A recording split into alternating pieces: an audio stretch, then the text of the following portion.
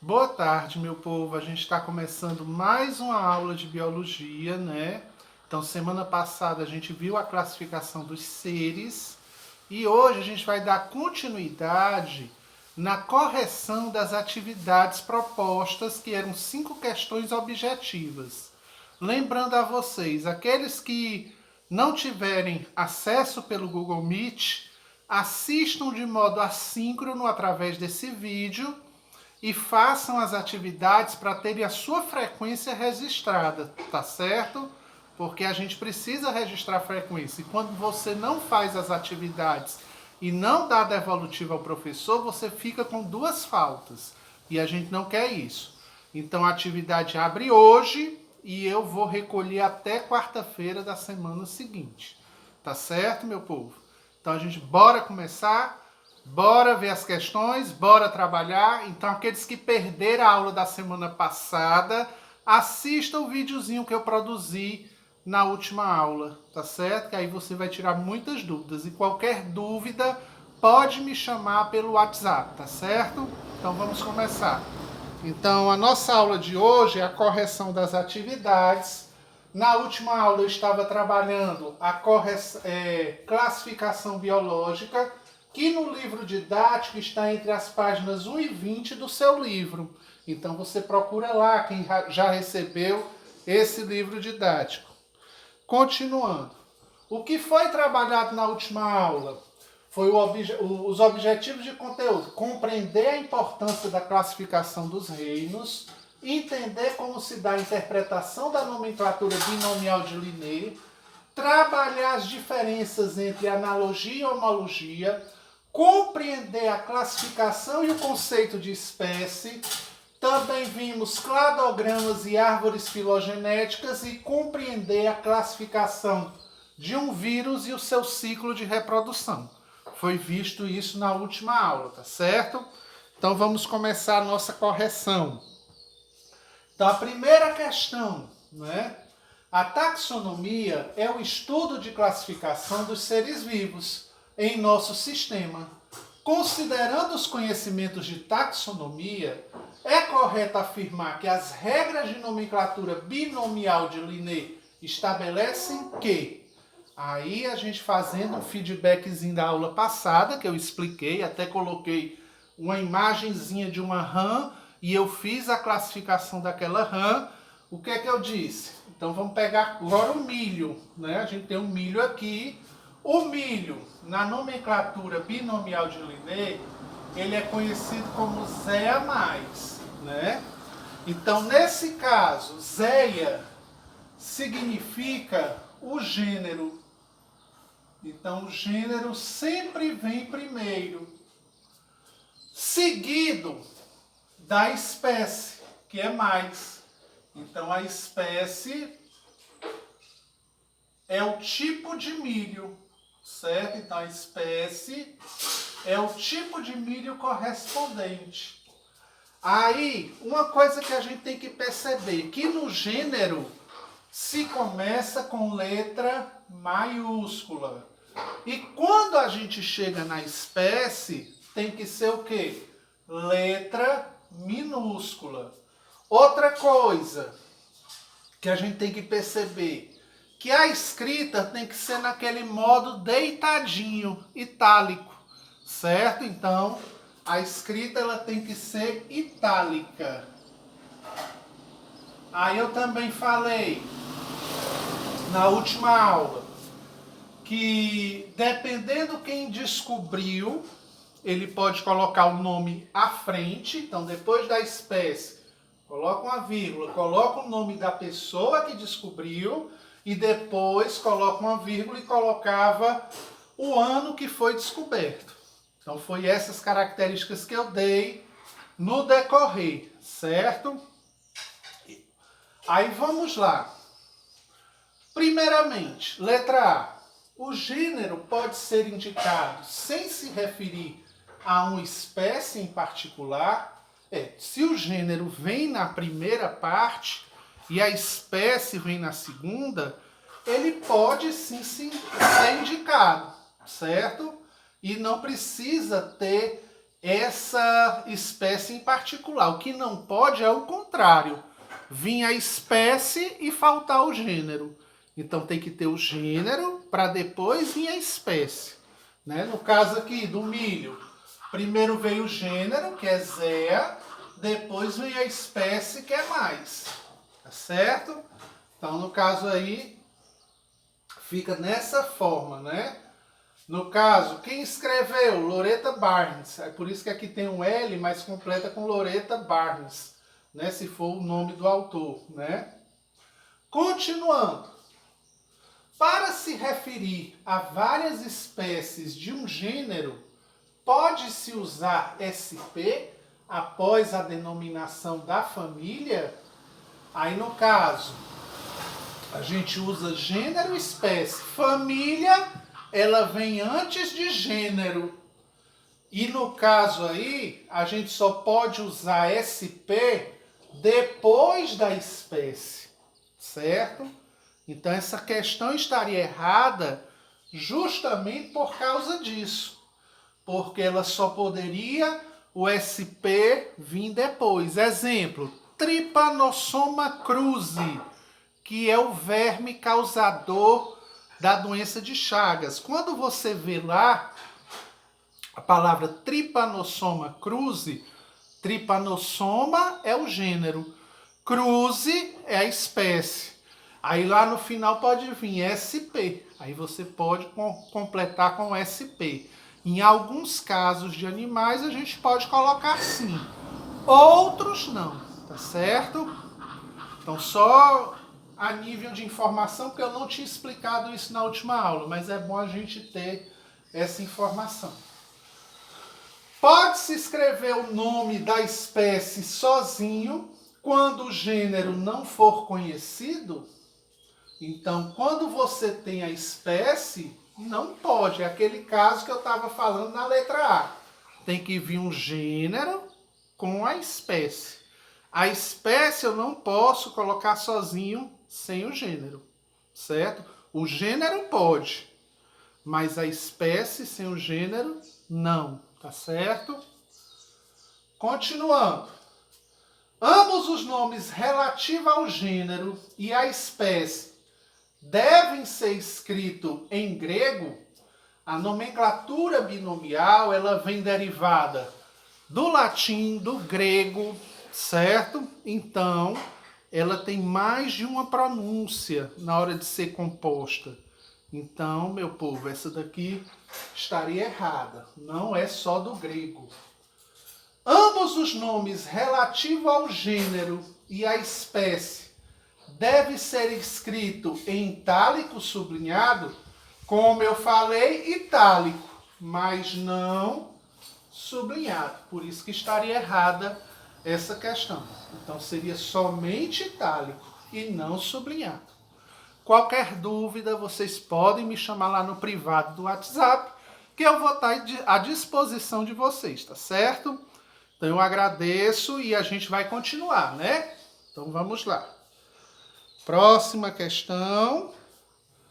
Aí a próxima questão, antes de eu falar sobre a próxima questão, eu trouxe aqui uma figura com uma espécie de lobos, né?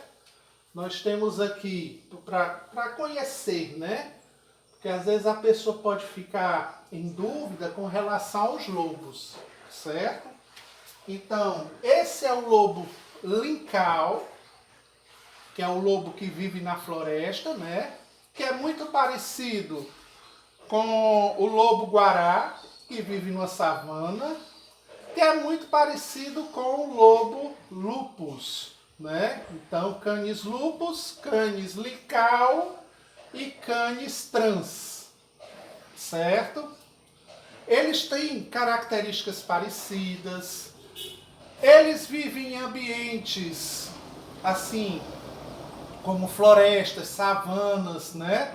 E aqui é toda a linhagem desse lobo, tá certo? Então aqui a gente tem toda a linhagem. Depois vocês podem olhar essa linhagem, tá certo? Então, no caso, todos pertencem a um ancestral comum, da linha dos canes, que vem do lobo, né? Então, se você for olhar aqui, eles vêm de uma ancestralidade comum, certo? Então, a gente tinha essas informações, que lobo é muito parecido com o cachorro, né? Então, isso daí são as características do animal, certo? Então, todos têm pelo, todos têm esse focinho, né? Todos são carnívoros, certo? Então, a gente tinha que ter essa informação na nossa mente sobre os lobos. Aí vamos para a questão. O que é que a questão pedia? Em um editorial da revista Scientist American, retratava a seguinte classificação biológica. Leia o texto abaixo a seguir. Lobos da espécie Canis lyncaum, do leste dos Estados Unidos, estão intercruzando, quer dizer, estão se relacionando, né, trocando seu material genético com os coiotes Canis latrans, aquele que eu mostrei, né? Além disso, indivíduos presentes na borda oeste da área de distribuição de Canis lyncaum estão se acasalando também com lobos cinzentos, ou chamado Canis lupus. Todos esses cruzamentos têm gerado descendentes férteis, quer dizer, ao cruzar aqueles 3 lobos que eu mostrei para vocês no último desenho, ao cruzar esse, eles estão surgindo novas variações, né, de animais, certo? Então eles estão surgindo no cruzamento. Então estão nascendo animais no cruzamento desse com esse, desse com esse, desse com esse. Então está nascendo animais. Aí o que é que ele está perguntando na questão? Voltando para a questão. Então nós temos aqui Scientist American, Rio de Janeiro, ano 2, 2011. E está dizendo que o texto foi adaptado. Os animais descritos foram classificados como espécies distintas no século XVIII. No entanto, aplicando-se o conceito biológico de espécie proposto por Ernest Mayr em 1942 e ainda muito usado hoje em dia, esse fato não se confirma por quê? Então ele está dizendo não. Olha aqui. Então qual é o fato que não se confirma? Certo? Não é o fato que confirma, e sim o fato que não se confirma de todas aquelas características. Então vamos ler aqui. Esses animais são morfologicamente muito semelhantes. Se a gente voltar para a figura, todos são parecidos. Então isso daqui está correto.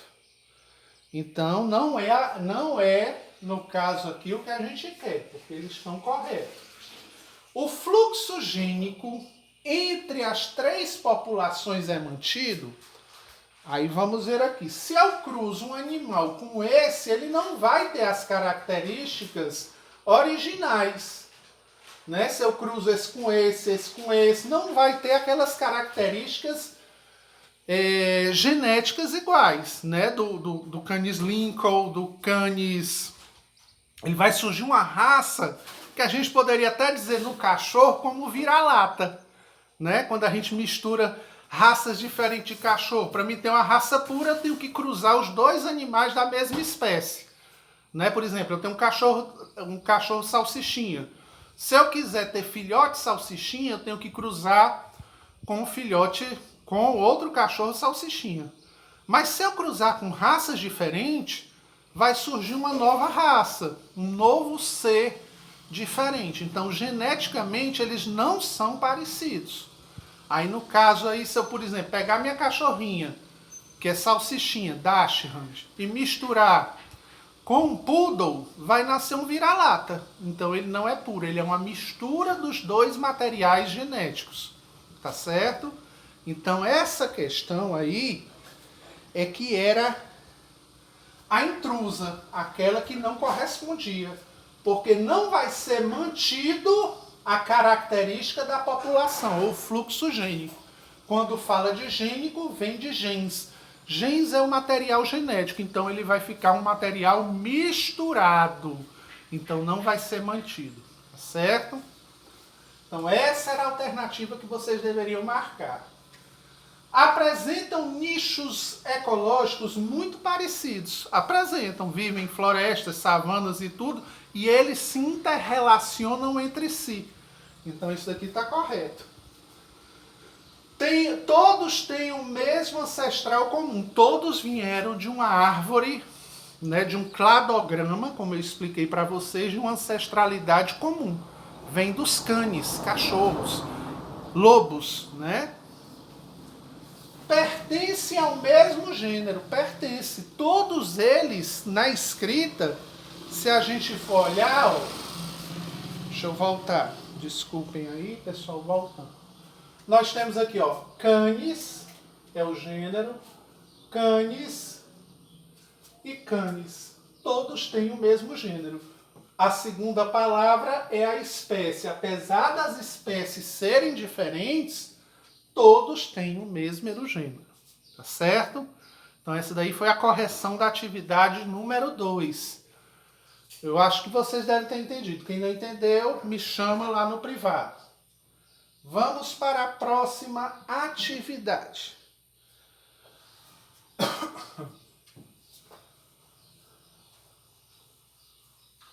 Nós tínhamos aqui um cladograma. Por que eu chamo cladograma? Porque vem de uma espécie, né, que é a do macaco e do homem, e todos participam dessa espécie. Aí está dividido em gênero, tribo, subfamília, família e superfamília. Certo? Então aqui deu origem dos macacos, surgiu a raça hominídea, hominidae ou homo sapiens, né? Nós, seres humanos. Mas a gente tem uma mistura de gibões, que são Hyaloblasts ou Hylobatidae, certo? Que formam os gibões. E também vemos também de famílias como o pongo, que são os orangotangos, o gorila, que são os gorilas, o pan, que vem dos chimpanzés, né? Aí vamos observar o cladograma. Então vamos aqui. Terceira questão. Ao observar o cladograma abaixo, estamos vendo uma representação de relações evolutivas, que no decorrer de milhares de anos houve uma evolução, com membros da superfamília hominoidea, onde se observa o seguinte: assinale a alternativa correta. Aí a gente tinha que fazer o quê? Visualizar esse quadro aqui e comparar se ele estava falando a verdade, certo? Exemplo: homens e gibões Hylobatidae não possuem um ancestral comum? Então, ó, Hylobatidae, hominídea, hominidae, hominai, homem e homo. Então, no caso aqui, nós temos um ancestral comum porque existe uma ligação. Então, essa resposta estaria errada. Homens gorilas e orangotango pertencem a famílias diferentes. Aí, ó, gorila está ligado ao homem. Pongo, que é o orangotango, está ligado ao homem. Né? Os chimpanzés também estão ligados ao homem. E os gibões também estão ligados ao homem. Todos têm uma ligação, né, ancestral comum. Então essa daqui estaria errada porque as famílias são comuns, não são diferentes. Então estaria errada por causa disso. Letra C. Homens gibões e chimpanzés possuem um ancestral comum?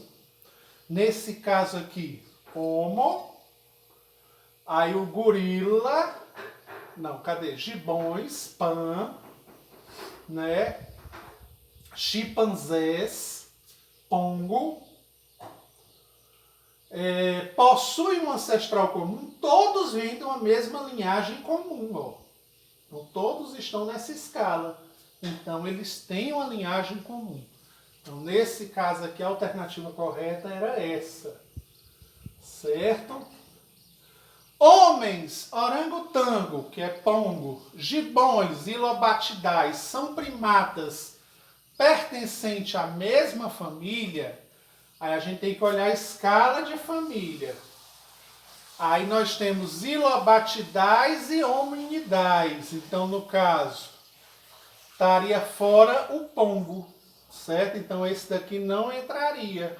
Então, é por isso que a questão está errada. Então, seria essa alternativa aí. Homens, gibões e chimpanzés pan possuem um ancestral comum. Então, seria essa alternativa aqui. Qualquer dúvida, pessoal, vocês podem me chamar pelo WhatsApp, lá no privado, que eu vou tirando as dúvidas de vocês, tá certo? Também quero ouvir lá na atividade que eu pedi para vocês escreverem quais foram as maiores dificuldades que vocês tiveram, para a gente poder ir trabalhando, né? Para vendo as suas dificuldades e tentar tirar essa dúvida. Então pode me chamar no privado, deixem lá, por isso que eu quero que vocês escrevam qual foi a questão que você teve mais dificuldade e me conte o porquê. Porque quando a gente vê e acha o nosso erro, aí fica mais fácil, né, da gente se corrigir. Então perguntem, falem, escrevam, certo? Então na hora que preencher a atividade, então continuando. Vamos passar para o próximo. Pessoal, aí, nessa quarta e quinta questão, eu quis, além de fazer um feedback com vocês na quarta e quinta, e trabalhar duas coisas, porque uma coisa puxa a outra. Então, essa daqui puxou lá do comecinho do ano, do primeiro ano, que a gente falava sobre seres eucarióticos, procarióticos. E é bom a gente ficar sempre relembrando, porque biologia é assim, é uma ligação de questões umas que ligam às outras, né? Então a gente tem que ter um pouquinho na cabeça o conteúdo do primeiro, do segundo, do terceiro, para a gente poder tirar as nossas conclusões, certo? Aí nessa daqui, a gente falava praticamente disso aqui, né? Que é uma árvore filogenética, que eu até expliquei na aula passada, que a gente começou do reino Monera, que tinha as bactérias e as células procarióticas. Falei do reino protista, que surgiu a célula eucariótica, que era aquela célula organizada, e os outros seres que compõem, né, que é o reino Animalia, Plantae e Fungi. Todos esses reinos integram a célula eucariótica. Lembrando, a procariótica somente o reino Monera. O restante dos outros reinos é com a célula eucariótica. Então a gente tem que ter isso na cabeça. Certo? É lá do primeiro ano. Mas voltando. Analise a tabela de classificação taxonômica parcial. Vale, eu escrevi errado, mas a gente pode fazer aqui utilizando o quadro, viu? Então vamos lá. Foi possível observar a membrana plasmática e o núcleo. A célula não apresenta vacúolo e cloroplasto. A parede celular está ausente. Então, foi possível observar uma membrana plasmática e núcleo. Quando a gente fala em membrana plasmática e núcleo, a gente está falando de uma célula organizada. Então, seria que tipo de célula? Uma célula eucariótica. Então, tudo que era procariótico, célula procarionte, está errado, está errado, está errado. Já eliminava 3 questões aí. Segunda afirmação. A célula não apresenta vacúolos e cloroplastos. Então, nesse caso, ela não tem nem vacúolo e nem cloroplasto. Nós estamos falando de uma célula animal, porque a célula que contém um gran vacúolo, lá no primeiro ano que a gente viu, são as células das plantas que guardam os depósitos de água e tem a clorofila, por isso que tem cloroplasto. Então tem que ser uma célula animal. Então, ó, já matou a questão aqui, ó. Eucarionte pertence a um animal.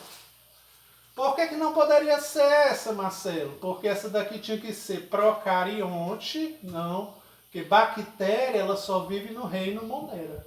Então Monera é procarionte. Então estaria errado, tá certo? Então é assim que a gente fazia essa análise. A gente ia pegando as características e aí desvencilhando a questão. Então, a questão, pessoal, como eu falo, é leitura. Apesar de eu ter colocado aqui, me desculpem que eu coloquei, eu não sei o que aconteceu, eu acho que foi na hora da formatação pelo celular, ele não saiu o enunciado correto, mas dava para fazer essa questão observando esse quadro, tá certo? Mas aí está a correção, né? E eu não vou prejudicar vocês por causa disso, né? Então, no caso aí está a correção e analisando por aqui, ok? Qualquer dúvida, só me perguntar. E outra questão, que é a última, né, da nossa série de questões, também eu peguei uma falando das células, né, do começo.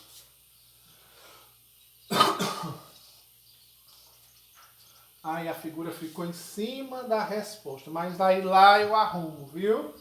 As primeiras observações microscópicas e materiais biológicos foram realizados por Antoine van Leeuwenhoek.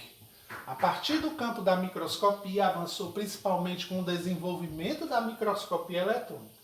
Considerando os estudos da organização celular em procarióticos e eucarióticos, verifica-se: letra A, procariótico, que veio do reino Monera, não possui carioteca, aqui é uma célula procariótica, e nem material genético, aí aqui ó, tem material genético e não possui carioteca, mas tem material genético. Então essa resposta estaria errada, porque tem que ter material genético, que é o RNA. Os eucarióticos não possuem clorofila, é a célula eucariótica. Eucariótica tem os cloroplastos no reino plantae. Então, no reino plantae ele tem cloroplasto, que dá clorofila, estaria errada essa questão. Procarióticos apresentam material genético disperso no citoplasma. Vocês estão vendo que o material está todo solto na célula, que são essas bolinhas azuis. Então, no caso, essa estaria correta. Eucarióticos não possuem núcleo organizado delimitado por envoltório nuclear. No caso, o DNA fica guardado e tem um envoltório no núcleo, por isso que estaria errado. Tá certo, meu povo? Aí a última eu leio lá no Google Meet e tiro porque aqui não dá para enxergar, mas eu espero que vocês tenham aprendido, espero que vocês tenham guardado esses conhecimentos. Agradeço a presença de quem estava aqui, quem assistiu pelo Google, pela forma síncrona, quem assistiu pelo Google Meet as nossas aulas. E desde já eu desejo a vocês uma quinta-feira excelente, um bom final de semana, um bom feriado. Que Deus abençoe cada um de vocês, meus queridos. Tudo de bom, beijo, abraço em cada um de vocês. E aguardo vocês numa próxima aula, tá certo? Então, desde já, façam as atividades para não levarem falta, tá certo? Então, obrigado, meus queridos. Até mais.